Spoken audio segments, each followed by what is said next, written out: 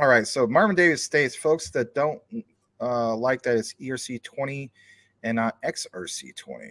That does get brought up a lot. Can you touch basis on that? I think Tim Shea, shout out to you, Tim, if you're listening. A lot of people were wishing, why did Gilbert Verdine go with ERC-20? And of course, I did a video about the whole thing of it being converted into QRC-20. I'm sure you've gotten this question before at some point. I've gotten it a lot, yes. So put simply, the QNT token is an ERC-20 token by default.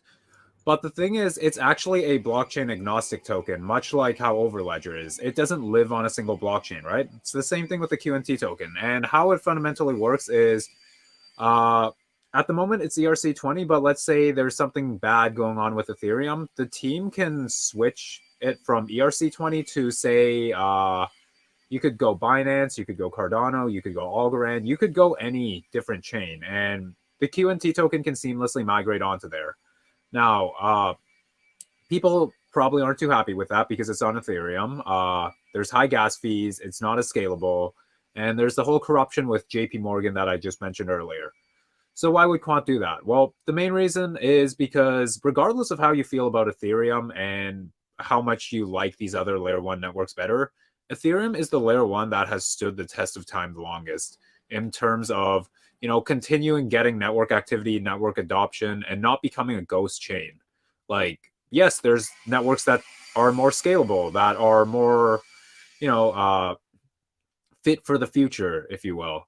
But none of them have proven that they can really stand this test of time and still be standing after, it's been like 6 or 7 years now since ETH has launched, and it's still going strong. Yeah. May not be the things you guys want to hear. All those are like, the heck with freaking Ethereum, these darn gas fees and so on.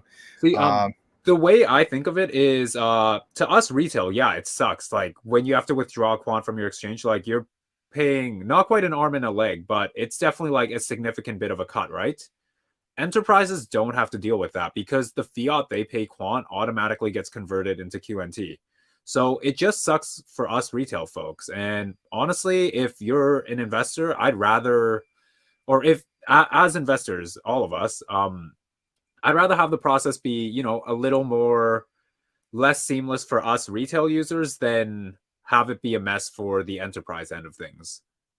Because at the end of the day, that's kind of where they're going to be making the money, right? It's going to be through different level enterprises, not through retail users buying up QNT. I'm glad you're touching bases on this, and if anything, I might just chop this up and make it a video because this is something that gets brought up quite a bit.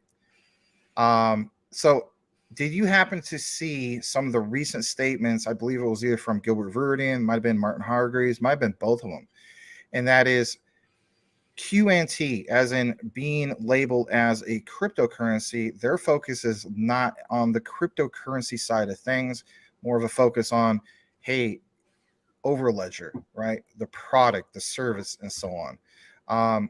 To me, that just pounds it home that much more that this is a project, to a sense, similar to like how Ripple's approach. You heard Brad Garlinghouse saying, our focus has never been the retail. Quant, you could throw in that same mix. It's not, like you said, focused on the retail. Yeah. I'd argue that the large majority of enterprise blockchains are like that. They're not focused on retail. In fact, their token is more of a backend function that kind of triggers when there's a fiat-based transaction. So if we look at Quant with kind of their treasury in terms of how, the fiat licenses get converted to QNT, and that's kind of your, tokenized license on Overledger. Energy Web token has a very similar thing to where the enterprises are going to pay in fiat for their for a spot in their consortia relay chain.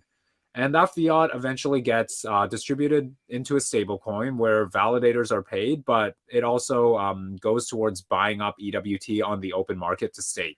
That all happens on the back end, and enterprises don't have to worry about that because all they care about is they get the features and utilities that they paid for, right?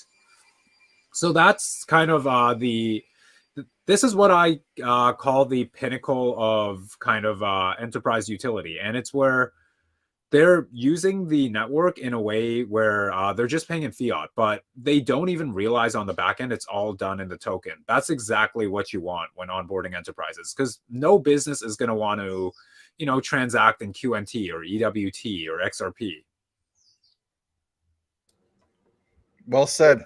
If anything, I think that, you know, pretty much covers it. So thank you for that, Tokenicer. For sure.